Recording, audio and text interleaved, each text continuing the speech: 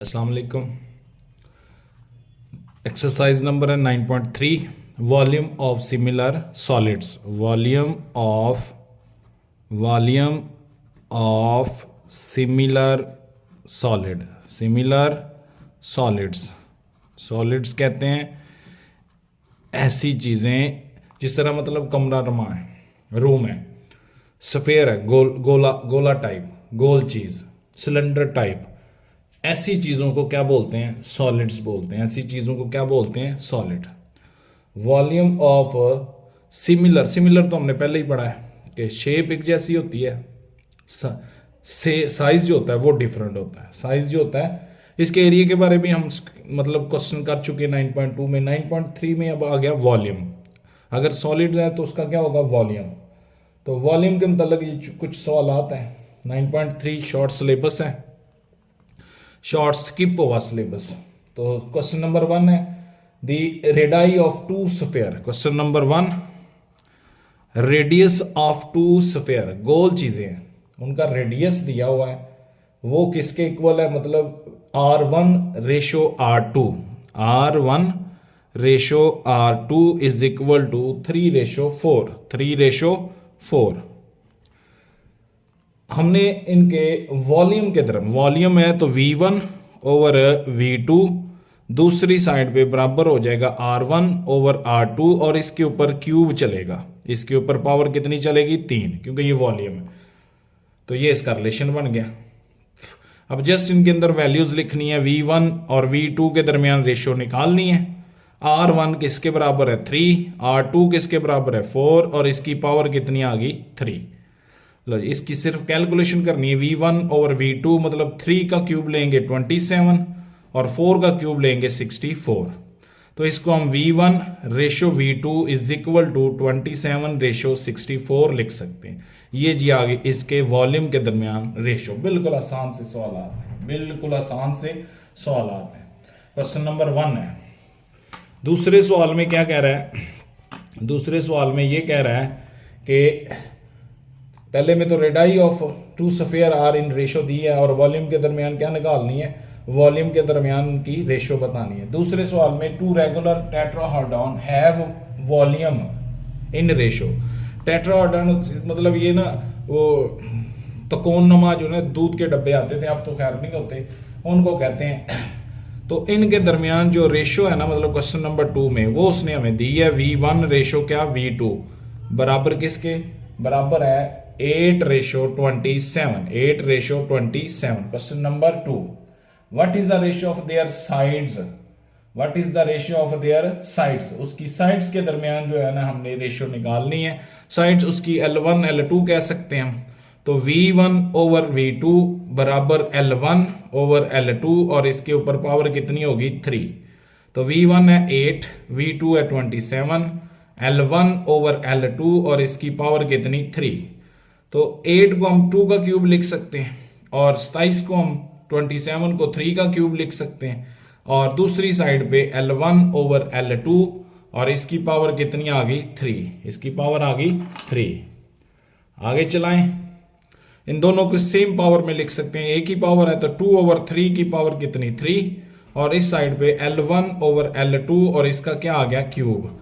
अब पावर होगी same, power होगी सेम, लिहाजा 2:3 is equal to L ratio क्या आ गया? L2।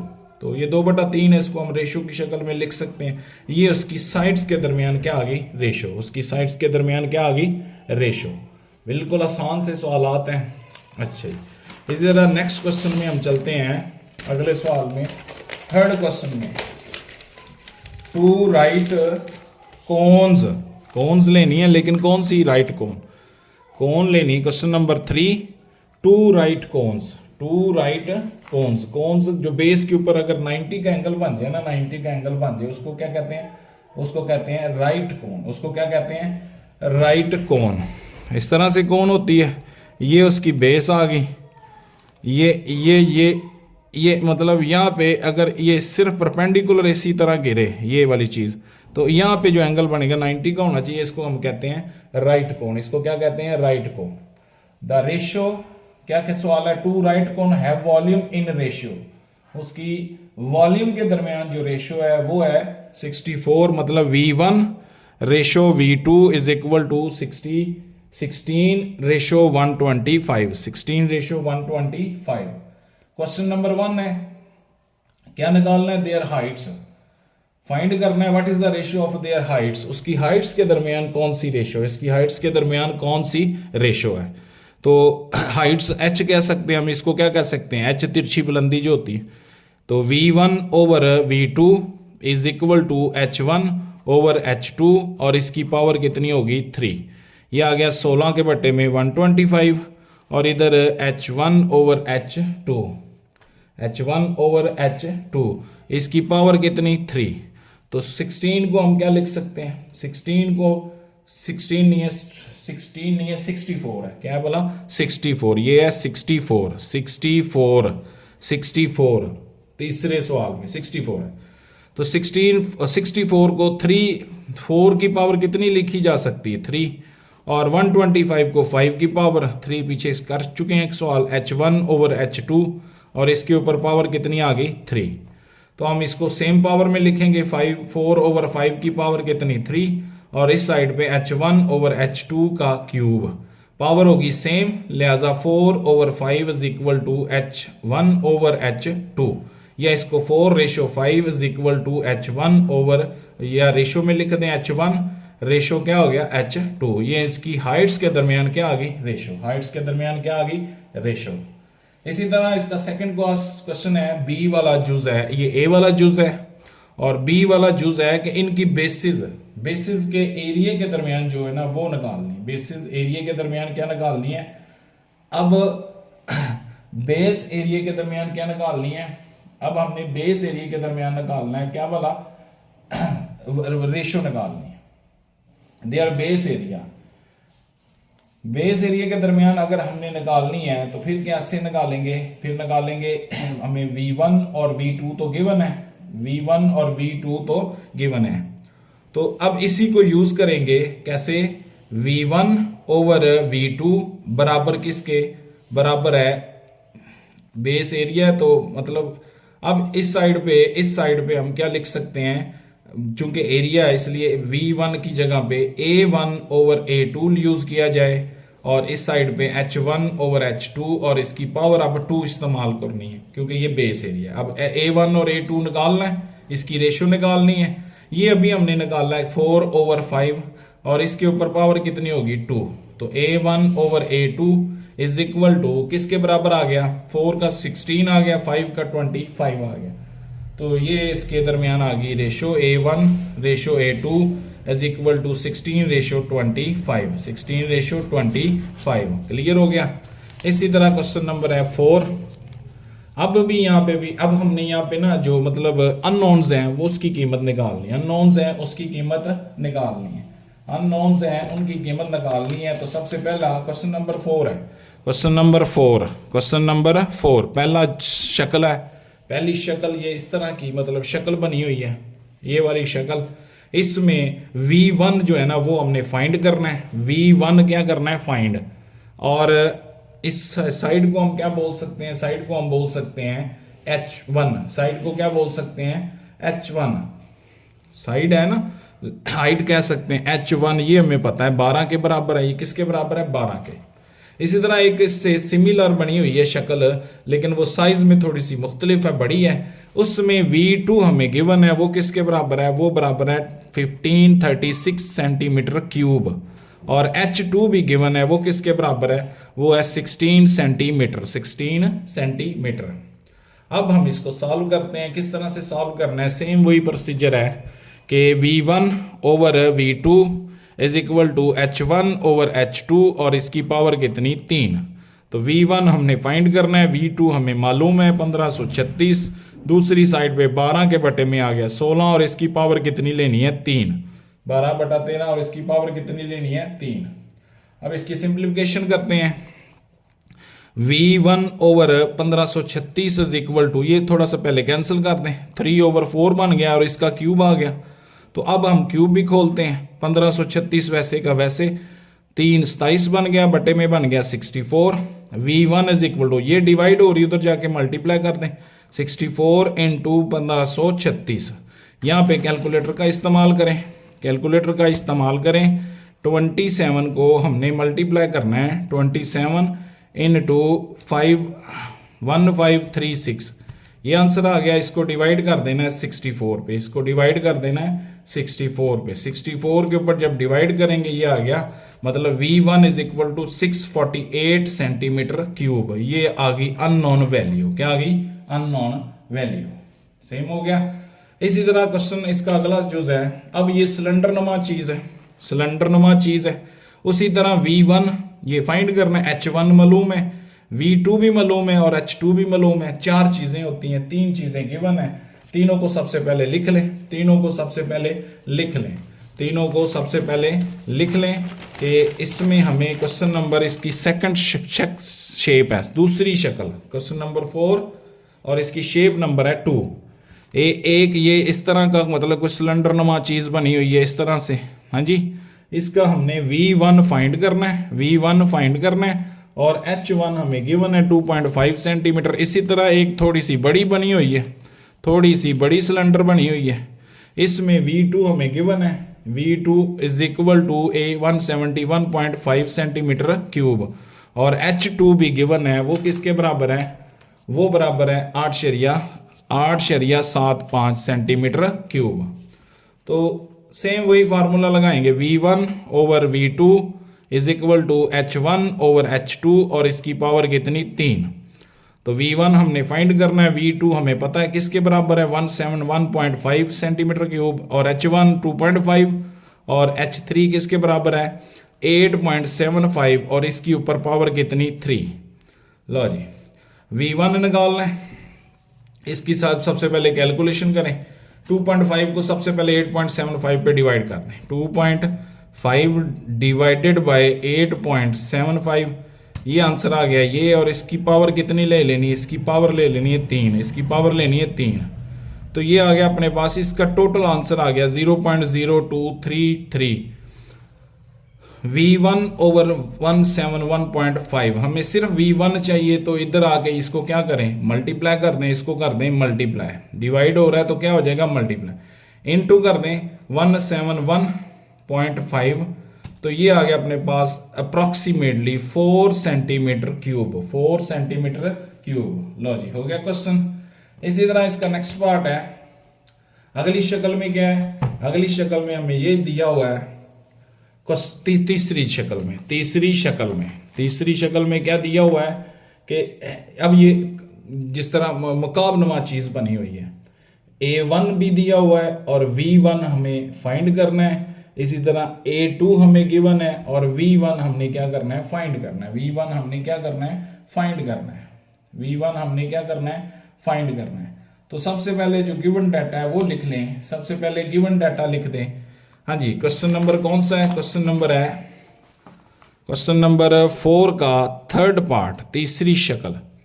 तो जो गिवन डाटा है वो लिख लें, मतलब सबसे पहले A1 हमें पता है वो 392 सेंटीमीटर क्यूब और V1 हमने फाइंड करना है, साथ उसने दिया है। दूसरी शक्ल में A2 is equal to 162 centimetre square और V2 इसमें 729 सेंटीमीटर क्यूब है।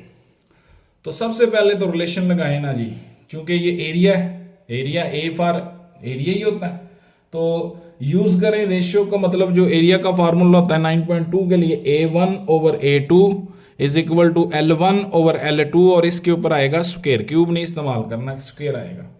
तो A1 तो हमें पता है किसके बराबर है? 392। A2 का पता है 162, बराबर किसके? बराबर है अपने पास L1 ओवर L2 और इसकी पावर 2, ये हमें नहीं पता, अभी वॉल्यूम दिया हुआ है लेकिन इसका भी हमें पता नहीं है। तो सबसे पहले इसकी रेशियो निकाल लें। 392 को डिवाइड कर दें 162 के ऊपर, तो ये आ गया अपने पास, ये थोड़ा सिंप्लीफाई होके 196 over 81 is equal to L1 over L2 का क्या आ गया? स्क्वायर। अब 196 हमें पता 14 का स्क्वायर होता है और 81 जो है 9 का स्क्वायर होता है, is equal to L1 over L2 के ऊपर पावर कितनी? 2। तो एक स्क्वायर में लिखें 14 ओवर 9 इसका होल स्क्वायर और इधर L1 ओवर L2 की पावर 2। और चलाएं इसको, और चलाएंगे मतलब पावर सेम है, तो 14 ओवर क्या आ गया 9 is equal to L1 over L2। ये आ गई इसके मतलब उसकी साइड्स के दरमियान रेशियो आ गई। अब हम वॉल्यूम की तरफ भी जा सकते हैं। अब हम वॉल्यूम की तरफ जा सकते हैं किस तरह से कि V1 ओवर V2 बराबर किसके L1 ओवर L2 की पावर अब कितनी हो जाएगी 3। अब हमें L1 का भी पता है किसके बराबर है 14 और L2 का पता है किसके बराबर है 9 और इसके ऊपर पावर कितनी 3। इसी तरह हमें V1 फाइंड करना है और V2 हमें गिवन है 729। तो सबसे पहले इसकी सिंप्लीफिकेशन करें, 14 का क्यूब लें, 14 की पावर कितनी लेनी है 3, 14 की पावर 3, ये आ गई अपने पास 2744 और बटे में 9 का क्यूब लेंगे, 9 का लेंगे क्यूब तो ये आ गया 729। तो इधर V1 ओवर क्या है V2 है, तो V1 हम V2 तो गिवन है किसके बराबर 729।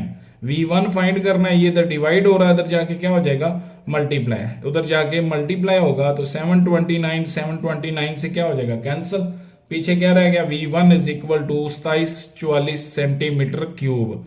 लो जी क्वेश्चन हो गया। ये है तीसरी शक्ल के लिए, तीसरी शक्ल के लिए। चौथी शक्ल में अब हमें स्फीयर दिया हुआ है, क्या दिया है स्फीयर, गोल चीज दी हुई है स्फीयर टाइप। 4 पार्ट में उसने हमें स्फीयर टाइप चीज एक दे दी है, गोल चीज दे दी है। तो एक में V1 है, ये इस तरह से बॉल टाइप कुछ चीज बनी हुई है, V1 64 सेंटीमीटर क्यूब और V2 हमने फाइंड करना, V2 हमने क्या करना है R1 हमने क्या करना है फाइंड। इसी तरह एक थोड़ा सा बड़ा बॉल दिया हुआ है, उसमें भी क्या हो रहा है, उसमें हमें दिया हुआ है V1 is equal to 216 centimetre cube और R2 जो है ना वो किसके बराबर 12 सेंटीमीटर। ठीक, अब वही चीज लगाएं, V1 over V2 R1 over R2 और इसकी पावर कितनी 3। तो V1 64 V2 हमने मालूम है, वो भी मालूम है 216 is equal to R1 find करना है और R2 12 और इसके ऊपर पावर कितनी 3। तो 64 over 216 is equal to R1 की पावर 3 वैसे की वैसे 12 की पावर 3 ले लें, 12 का क्यूब ले लें, 12 का क्यूब खोलेंगे तो बन जाएगा कितना 1728। तो ये इधर डिवाइड हो रहा है, इधर ला के मल्टीप्लाई करें 64 216 into 1728 is equal to R1 का क्यूब। अब इसकी सिंप्लीफिकेशन करें, 64 को मल्टीप्लाई करें 1728, ये आंसर आ गया अपने पास 110592 ओवर में आ गया 216 और इज इक्वल टू R1 का क्यूब। इसको अब हम डिवाइड करें 216 के ऊपर तो ये बच गया अपने पास 110592 ओवर में लिख दें क्या बोला 216, ये सॉरी 110592 ओवर 216, तो ये आ गया अपने पास 512 और इधर आ गया R1 की पावर 3। 512 को हम 8 का क्यूब लिख सकते हैं और इधर R1 का क्यूब है। अब देखें पावर सेम होगी, सो R1 इज इक्वल टू किसके आ गया 8 सेंटीमीटर। लो जी ये भी आ गया। क्वेश्चन नंबर 5, क्वेश्चन नंबर 5 है, क्वेश्चन नंबर 5 बिल्कुल आसान क्वेश्चन और बहुत ज़रूरी एक्सरसाइज होती है क्योंकि ये 3 एक्सरसाइज हैं, चौथी वैसे स्किप हो गई है। रिव्यू में 2-3 सवाल आते हैं, पहली एक्सरसाइज, दूसरी एक्सरसाइज, तीसरी एक्सरसाइज, 3 शॉर्ट क्वेश्चन यहाँ से हमने सॉल्व करने हैं, 3 मिलेंगे, किस तरह से सॉल्व करने हैं ये तो बिल्कुल आसान काम है। क्वेश्चन नंबर 5 के किसी जो है ना क्वेश्चन नंबर 5 में ratio of corresponding length of 2 similar कौन टाइप जो है ना वो कैन्स हैं, उनके दरमियान जो रेशियो है वो क्या है, मतलब उनकी क्या कहते हैं ratio of corresponding length L1 ratio L2 is equal to किसके भला, वो है 3:2।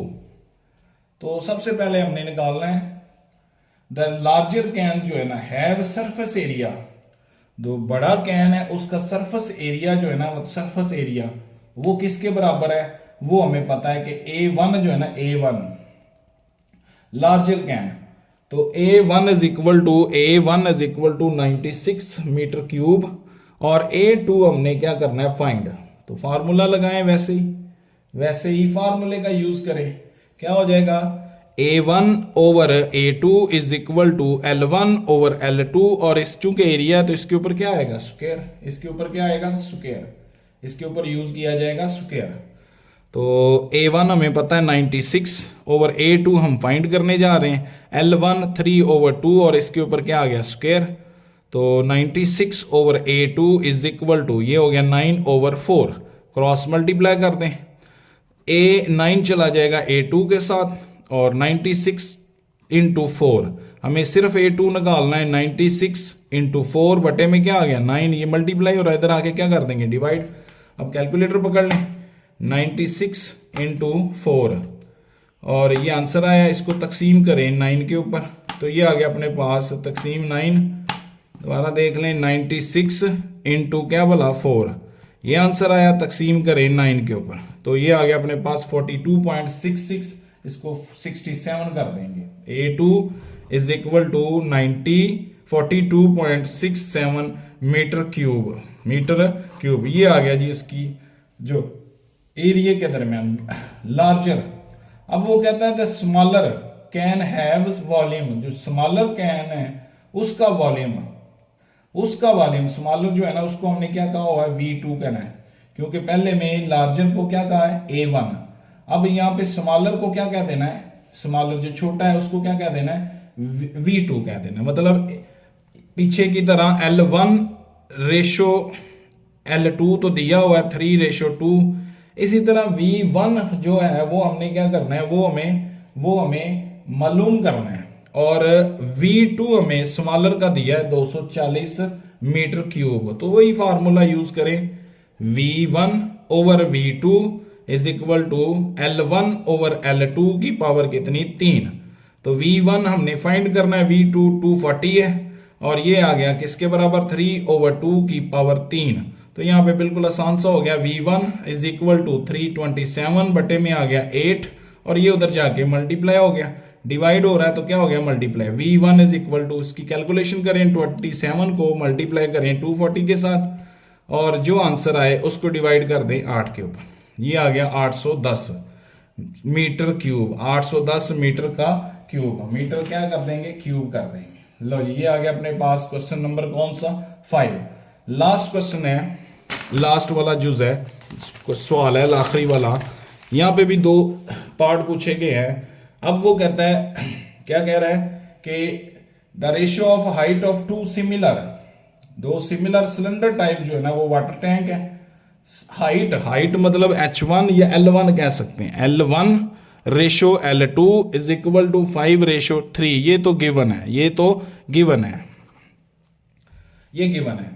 हाँ जी, अब क्वेश्चन नंबर 1 है, द सरफेस एरिया की बात हो रही है कि surface area of larger tank, जो बड़ा टैंक है उसका सरफेस एरिया उसने बताया 250 स्क्वायर मीटर है। Find the area of the smaller tank, हमने क्या निकालना है स्मॉलर टैंक का निकालना है, हमने क्या करना है स्मॉलर टैंक का निकालना है। तो यहां पे हम खुद से लिख देंगे एरिया ऑफ लार्जर टैंकर या टैंक जो मर्जी लिख दें, उसको A1 कहते हैं और वो किसके बराबर है 250 मीटर का क्यूब। स्मॉलर निकालना है, एरिया ऑफ मतलब A2 निकालना है, उसको स्मॉलर कह देंगे।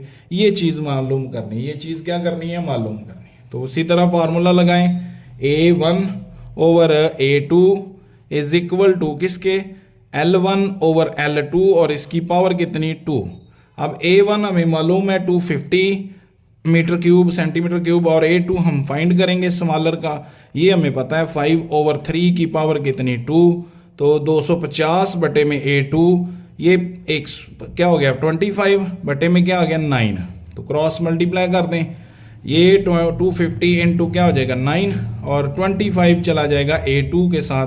यहाँ से A2 की कीमत निकालते हैं, 259 बटे में क्या आ गया 25, तो ये से कैंसिल होके क्या हो गया 10।